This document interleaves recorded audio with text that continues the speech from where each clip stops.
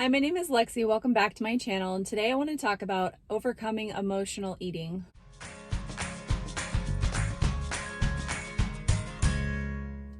So, as seems to happen so often to me, I was planning on filming something different today, and life happened, and it's just been such a crazy week that this is what I'm dealing with, and I wanted to share sort of some things that I've learned that have helped me.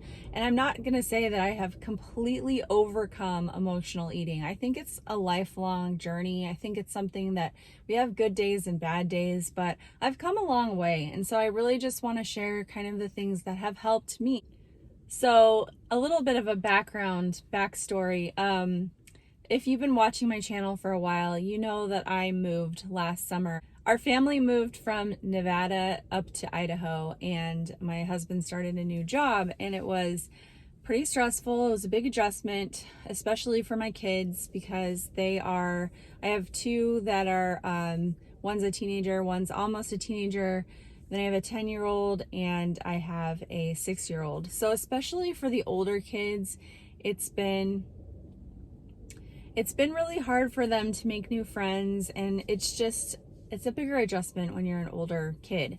So anyway, it's been hard. We are renting right now. We want to build a house, and so our plan was to rent and find a lot and build. And so we plan to rent the house that we're in for 2 to 3 years or something like that. But last week we got a call from our property management company that our landlords are moving into our house and they're not renewing our lease, and so we have 2 months to find a new home. And this was totally unexpected and just a big shock and something to really process this past week. And I know that there are people dealing with such bigger problems in the world, and I'm not trying to say that this is like the worst thing that could ever happen, but it has been really stressful, and it will continue to be stressful for the next couple of months as we try to find a new place. This is a crazy housing market that we live in. And just packing up and moving and starting over again. So it's been stressful to say the least. And when I got this call, this was last Tuesday, I'm filming this on a Monday, I had already started fasting. It was probably about like 7 o'clock in the evening. And so I had been fasting for a couple of hours already at that point, going into my Wednesday fast. And one of the first thoughts that occurred to me when I got this call was like this sort of impulse to like go eat something sugary, like some kind of candy or chocolate. And I was already fasting, so I did not do that. I'm pretty protective of my fasting hours, especially if I have been fasting for a while and I don't want to restart. So I did not do that. But I think that at any other point in my life when something like that would have happened, I definitely would have just gone and grabbed some chocolate at the moment, to sort of numb those feelings. And for me, like, I'm more of a stress eater than I am like eating when I'm sad. But it's that emotional response and just wanting to sort of numb with food. And but I didn't. And so I think that the first thing about fasting that I believe is such a great blessing when it comes to overcoming emotional eating is when you have those boundaries and that protection around your fasting hours, then you just sort of default to, nope, that's not even an option. And I'm just going to have to work through this some other way. And I think that's really such a powerful thing, is to have those boundaries, because, I could have reopened my window, but I knew it wasn't going to be worth it. And I know from so much experience that I'm always so happy that I protect those fasting hours and that I go ahead with them, that I knew just really deep down to my core that would not do me any good at all. And so I just continued with my plan and my fast. And yes, I had to deal with some feelings and it was uncomfortable and it still is stressful. And, but I know that I just acknowledge that that helps me none at all. You know, just drowning myself in chocolate is not going to help. Okay, so that's the fasting part. Now that really helps me to sort of protect those fasting hours, but eventually it comes to the eating window. And in this situation I'm still in a stressful period, and you know, you're like waiting to hear back from properties, you're looking, and there's just lots of ups and downs. And so I can't say that I don't give in to this at all. Like, there are moments where I, you know, have a treat and then I have a little more than I really wanted to because of maybe some of those emotions. One of the things that I ask myself is, am I enjoying this? You know, like, does this taste really good? Am I enjoying it? Or am I just doing this mechanically because I know that it's gonna help me forget for a second? And so when I ask that, sometimes the answer is yes, I am really enjoying this. And sometimes the answer is no, I really don't want this. And I just put it aside. Also, another thing that helps me when I sort of recognize that I'm like eating something just for the emotions and, you know, that it's not really what I want to do, is I will sort of try to redirect my taste buds and my palate. And so that may be like eating a couple of carrots or having some of my lemon apple cider vinegar water, or a few cucumbers or something like that, or even just like some high protein yogurt, stuff like that. It really, I've noticed, helps to just sort of bring another taste to my palate, and helps me to kind of get off of the sweet craving train. And that really helps me a lot. I've done that.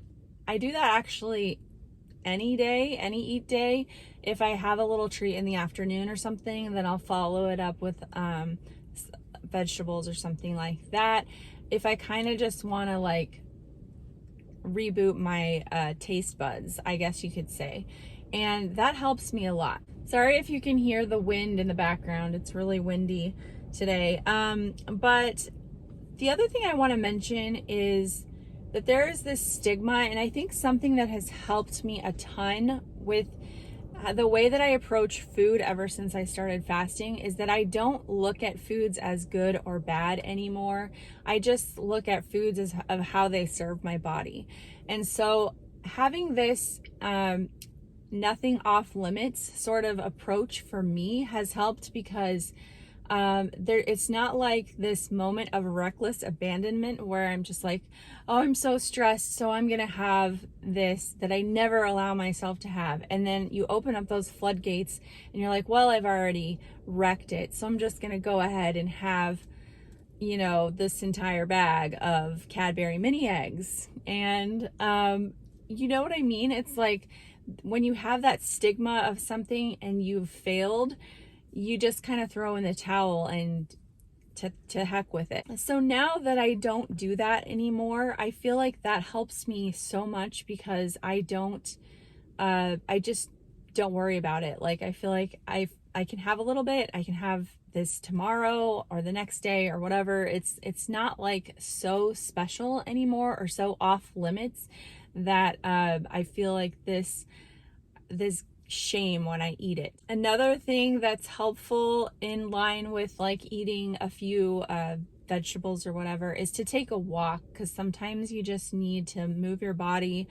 I listen to a podcast, you know, just sort of like redirect my focus and attention. Getting out just helps me to clear my head and to get past that moment. Another thing I really try to stay away from when I'm in a stressful situation is scrolling through social media too much, because I feel like that's another behavior for me that, like, it's sort of a secondary addiction where, like, if I want to numb my brain, I'll just sit and like start scrolling through social media. And I'm not talking about not using social media at all, but like not using it intentionally, because when I go on, I have no like desire to actually connect with anybody, and I'm not like focusing my attention on anything in particular. It's just sort of like that numbness, you know?